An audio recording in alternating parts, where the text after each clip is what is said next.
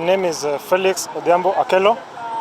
I work with the Kisumu County Government. I do energy planning, the Department of Energy, Infrastructure and Public Works. I know what we're doing today is the countdown to the 5 years period where we are doing climate action. The whole county government, through our governor, we are having a positive climate environment. And if you look at now energy, because myself, I'm in the energy department as energy planner, we're already having programs towards the whole process where Kisumu needs to be 100% renewable by 2050. We're doing a roadmap that ends in November. We'll be having a roadmap ready to present to people. Already I've been part of the Kisumu County Climate Change Action Plan. So working with that group, again, all these things you see, the way the Kisumu is emissions reductions, and think we're trying to get into how to net trading. I think we're able to tell the whole world that as a county, we're very much keen in hosting and actually walking the talk towards climate action.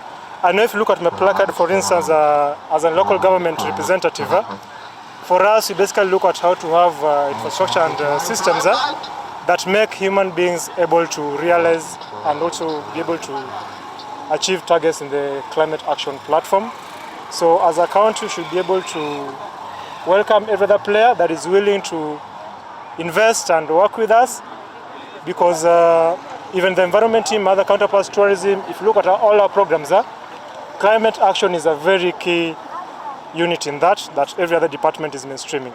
Yes, thank you so much. So today we are marking the Climate Emergency Day, and as you see, I am carrying the climate clock, which will be ticking down to 5 years, showing the urgency that we need in tackling the greenhouse gas emissions, which have really amplified climate crisis.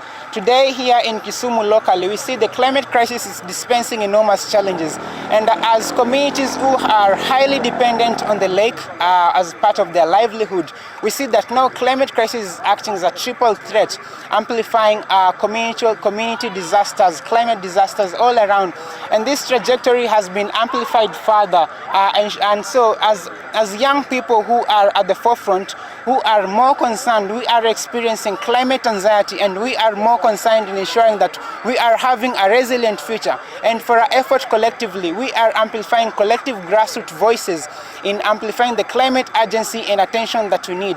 We also want to call our leaders to incorporate collective actions and agendas towards as we head to Africa Climate Summit and also the COP28. We want grassroots voices to be incorporated in decision-making dialogues. We want community resilience to be amplified further. The $100 billion should be channeled immediately with urgency.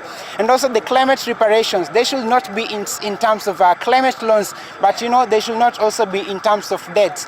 We also want to ensure that we are amplifying grassroots voices majorly. And we also want to call our leaders to act with urgency in helping us with bridging the deficit gap towards a clean energy transition.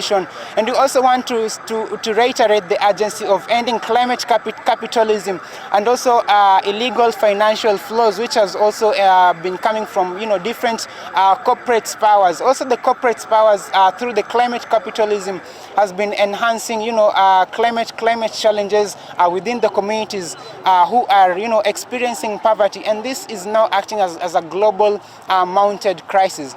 Majorly here in Kisumu, we find that there are so many communities who have been living in poverty, but now climate change is amplifying that now it's becoming a triple threat multiplier.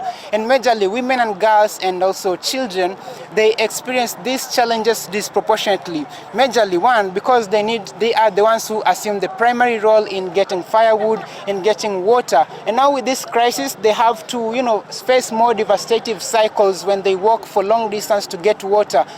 We need also to amplify women inclusion and youthful voices in decision-making tables, such as the youthful inclusion and women inclusion in global stocktake processes, which is now very critical in terms of ensuring we are meeting the Paris Agreement and also ensuring that by 2050 we are cutting the emissions drastically. Secondly, we also want to call our government to amplifying collective efforts further to helping us, get visas when we need to take part in decision-making tables as activists. Majorly, we see that we face a lot of restrictions when we are yet to get visas to be included in decision-making tables. So this is one of the key issues we also want our government to focus on. But majorly, we would prefer that grassroots voices and actions to be amplified further, for them to be replicated so that we can create 100 billion or more clean, greener jobs. We have solar energy, and now we can also bridge the deficit gap towards clean energy transition. Okay, naam, shukran sana. Kwa majina ni Clive Donley. Mimi ni mwanaharakati wa mazingira. Unavyoona kikundi hiki ni vijana na pia wazazi ambao pia ni wanaharakati. Na tuko hapa katika CBD Kisumu County kuadhimisha sikukuu ya Climate Emergency Day. Tumeweza kutembea kutoka katika Ziwa Victoria, Dunga Beach, hadi hapa katika ukumbi wa CBD kufanya uadhimisho na pia kufanya ile sensitization. Hivi sasa unavyoona nimebeba climate clock kuashiria ile agency ambayo tunahitaji katika kupunguza uchafuzi wa hali hewa na pia kupunguza ile uchafuzi wa mazingira. Naam, hapa nchini tumeweza kupiga hatua kubwa.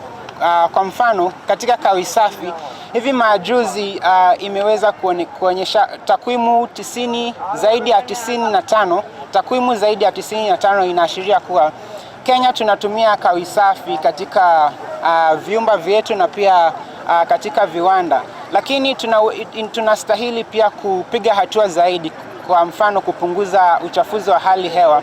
Na sisi kama wana mazingira pia na wanaharakati tunataka ile kawi chafu kupunguza zaidi, ile mafuta ya kisukesuke ambayo inachangia zaidi katika uchafuzi wa hali ya kimazingira. Na pia mafuta ya kisukesuke, ule uchimbaji umeweza pia kuongeza uchafuzi zaidi na kuongeza nyuzi zaidi za joto nchini na duniani. Tunastahili kupunguza nyuzi za joto isipite zaidi ya nyuzi 1.5. Hivi leo tunavyo climate clock, saa hii ya kiklimeti inaenda kusoma tumebakisha miaka 5 ile ya haraka kupunguza uchafuzi wa mazingira na pia kupunguza zaidi ule uchafuzi kutokana na mafuta ya kisukesuke na pia ile uchafuzi unaotoka katika viwanda. Sisi pia kama wanaharakati wa Kisumu Environmental Champions pia tumeweza kuleta ule uhamasisho miongoni mwa wanajamii kuja na njia mbadala kama vile kuja na njia mbadala yani ya eco innovation ambayo tunatumia water hyacinth kupitia mwanzilishaji wetu Ramina Pollet kuunda vile vifaa ambavyo ni environmental friendly, yani vinaweza kutumika zaidi na zaidi kuonyesha kuwa sisi kama vijana tunaweza kuleta mbinu mbadala katika kupunguza plastiki na pia kuja na mbinu mbadala ambayo inaweza kupigiwa upato zaidi humu nchini na pia katika kimataifa na pia katika mataifa tofauti. Kando na serikali, mashirika na viwanda, kwa mwananchi wa kawaida pale mashinani, mbinu zipi ambazo mnatumia kuhakikisha pia yeye anahusika katika mchakato mzima wa kuweza kulinda mazingira na pia katika swala zima ambalo ni la kuhifadhi mazingira chini ya mpango huo ambao? Naam, mojawapo njia ni kufanya ile subsidy ya kawi safi yani ya solar panel miongoni mwa wale wanajamii ambao hawawezi kuwa na kawi safi. Manake tunajua mafuta ya koroboi yanaleta magonjwa zaidi. Sasa kama sisi kama wana mazingira tunaweza kufanya ule subsidy au kuwezesha wanajamii hawa kupata kawi hiyo kwa njia ya hali nafuu. Pia katika majumba yetu tumeweza pia kuona kama unavyoona watoto hawa wameweza pia kuchangia pakubwa kuhamasisha wanajamii, wazazi wao na pia ile sanaa ya uchoraji ambayo tunapigia upato zaidi pia humu eneo la Kisumu. Na pia tumeweza pia kufanya ile uhamasisho pia kuokotaji wa taka katika vijijini vyetu kuonyesha yani sisi kama vijana pia tunaweza kujitokeza zaidi kuja na njia mbadala, manake tuna ule anxiety ya kutunza mazingira na kujumuisha usafi na pia kufanya tuwe na resilient future.